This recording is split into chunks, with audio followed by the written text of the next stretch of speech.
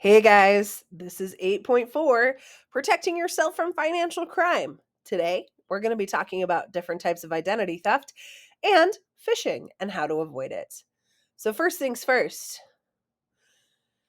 what are some examples of financial crime that you've heard either on TikTok, the news, or just in life? So, I'm sure that you guys have heard of some type of financial crime as you go about your daily lives.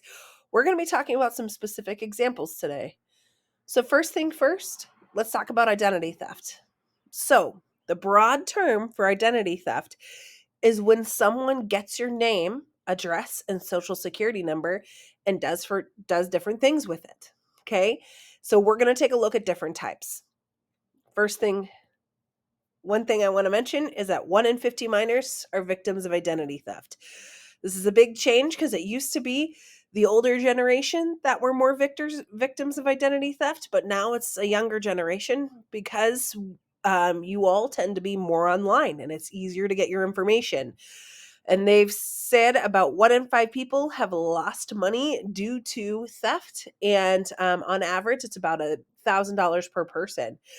So it's really important to protect your information and really be aware of where your information is saved and kept. All right, let's talk about some common types of identity theft. So the first is financial. This is the classic. This is what you hear most of the time. This is someone stealing credit card information or debit card or bank account information and using it to purchase goods and services. And a lot of times, let's see, in Maine, I've heard grocery stores have had issues with this. I think in Bangor, Hannaford, a long time ago, had a lot of issues. I've heard of Walmart having issues in the past with people stealing those credit card and debit card numbers and then using them to purchase products. But this can also happen locally in restaurants or anytime that you give that number out. And I want to note that identity theft can happen with people that you know and people that you don't know. It's anytime anyone uses your information without your permission. Now, number two, let's talk about medical identity theft.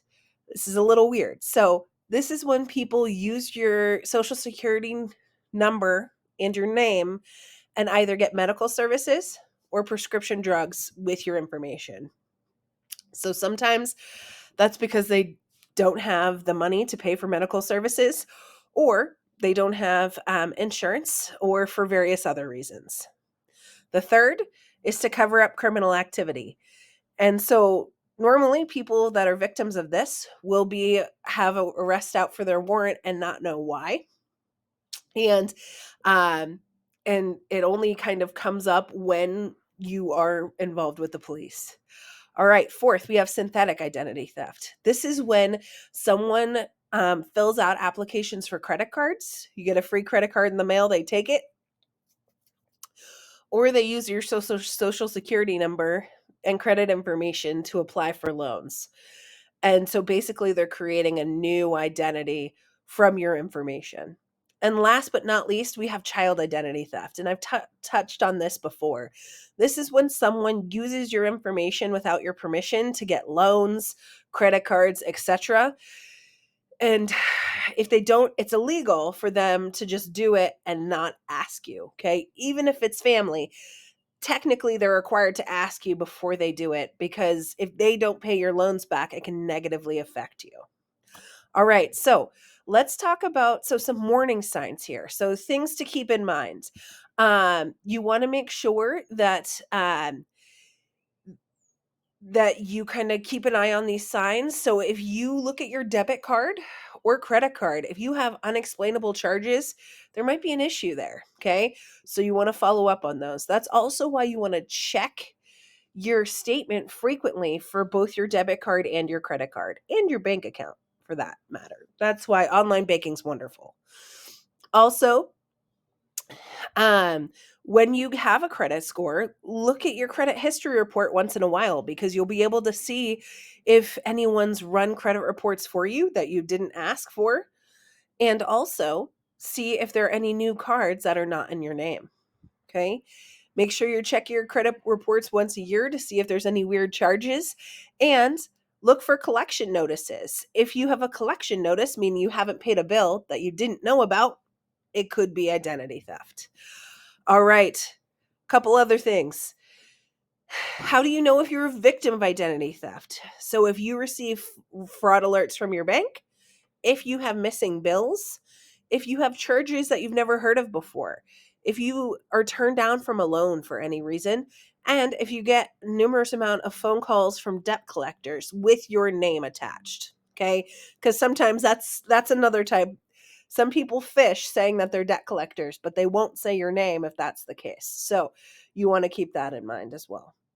All right. So, what to do if you're a victim? Couple things. One, figure out where the theft came from. Make sure you let your credit card know and your bank account know. I don't know if you guys know this, but on when you check your credit report, there is a way to place a fraud alert on your credit report so people can't just run your credit report. They notify you first. So that is a great thing to have. And it also helps your identity from being stolen. Make sure you check your credit reports. And finally, you can freeze your bank account, which means no one can take money out of your bank account or your credit card.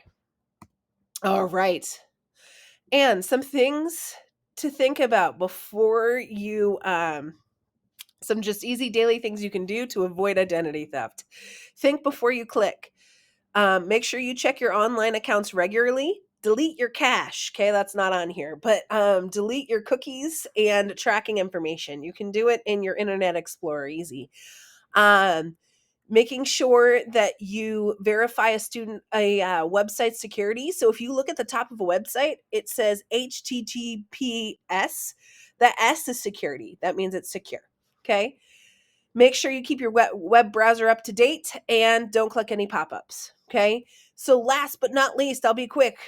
The last thing we need to talk about is phishing. So phishing is when um, someone calls you, emails you, contacts you, and pretends to be someone else in order to get your information. That is called phishing. So people are pretty tricky about it now. I want to note, when you're a senior, you might get phone calls that says, "Oh, I'm from the student aid office," or "I'm from Harvard." Sometimes those can be phishing scams. If they're asking for your name or identifiable information, there's a problem there. Okay. Any real company contacting you would already have that information. They would introduce themselves and it would be a different story. Okay. So those are things to think about. So, phishing, this is a cyber crime where scammers kind of lure you to give you so you give up your information. So things to watch out for: spelling and grammar mistakes, sender addresses, things that sound too good to be true often are. And anytime you just want to be aware of what personal information you're giving out. Okay. All right. So now what you're going to do, go to the black box or go to the assignment online for 8.4. Open up the practice. You're going to do some research about more different types of identity theft. All right, guys, have a good one.